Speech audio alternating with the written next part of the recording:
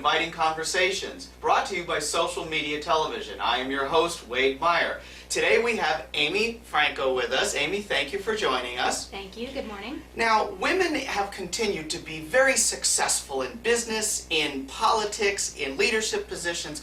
No one disputes the wonderfulness of this. However, you have mentioned that some women unintentionally may be sabotaging their ability to climb up that ladder. What do you mean by this? Well, I will answer that in two questions, or in two parts. The first is when we talk about all the things that are happening to women in the business landscape and in the political landscape. In the business world, there are 1.2 billion women in the workforce. Over 75% of new businesses are started by women. Wow. And when you take a look at the political landscape, last year, 2008, we saw our first really viable female candidate for president.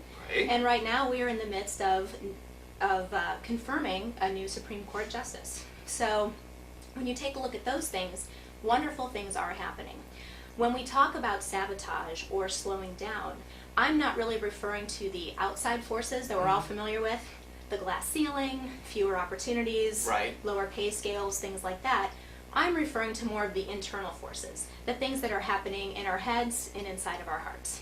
So as women, many of us, whether we're in the corporate world or whether we are entrepreneurs, suffer from something called nice girl syndrome. Okay.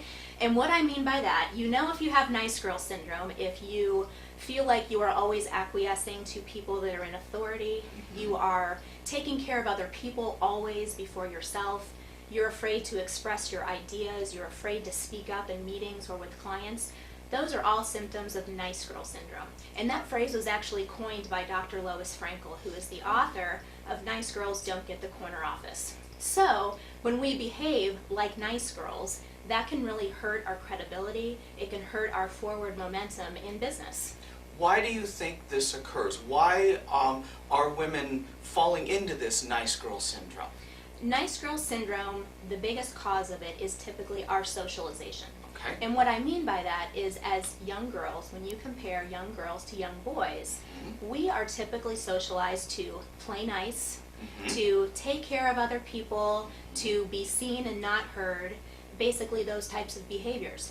Young boys are typically socialized in the opposite way. Right. So what happens is we bring those behaviors from our childhood into adulthood and into the business world. And those behaviors that served us as children no longer work in business. They don't serve us and they sabotage us. What are some of the top mistakes that you've seen women make? One of the top mistakes that I see women make is in the area of marketing and branding. We typically fail to brand and market ourselves in a way that sets us apart.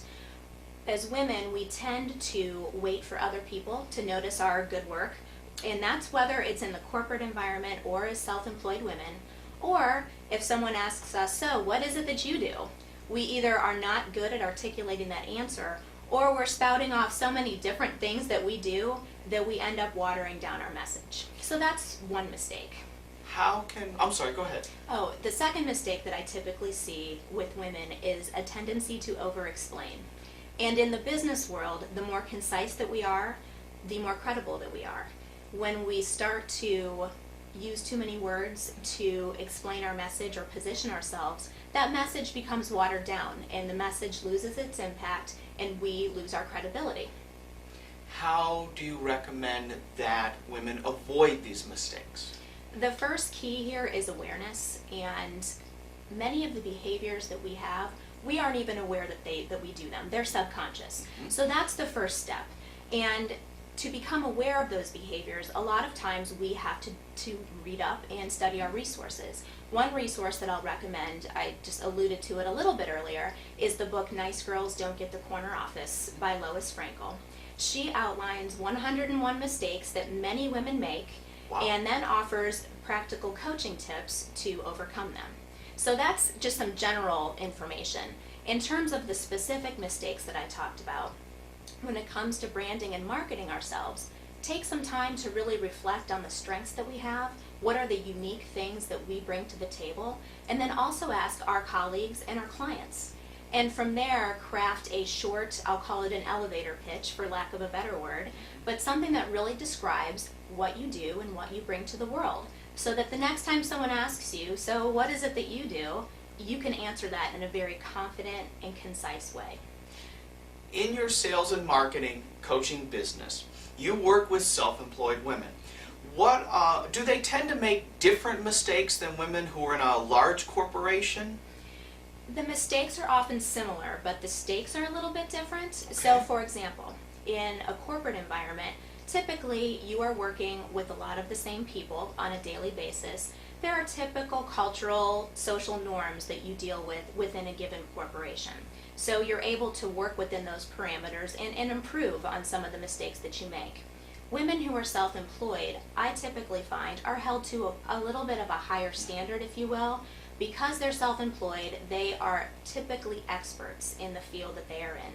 So every interaction that they have is really scrutinized a lot more closely. So that's probably the biggest difference that I see.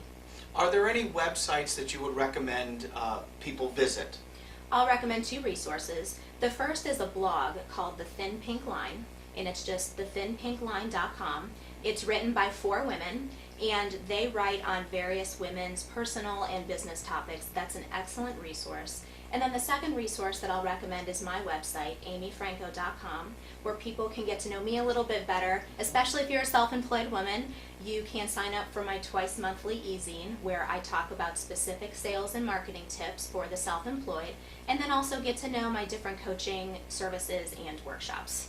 Thank you, Amy, for joining us this morning. Great, thank you. Again, this is Amy Franko, and you can certainly visit her website at amyfranko.com. This is Wade Meyer for Inviting Conversations. Please go to www.invitingconversations.com. We are looking for suggestions and ideas of very wonderful people like Amy who have some very valuable information to share. We would like to hear your suggestions, and I look forward to hearing from you. Again, this is Wade Meyer with Inviting Conversations at invitingconversations.com, brought to you by Social Media Television. Thank you for joining us.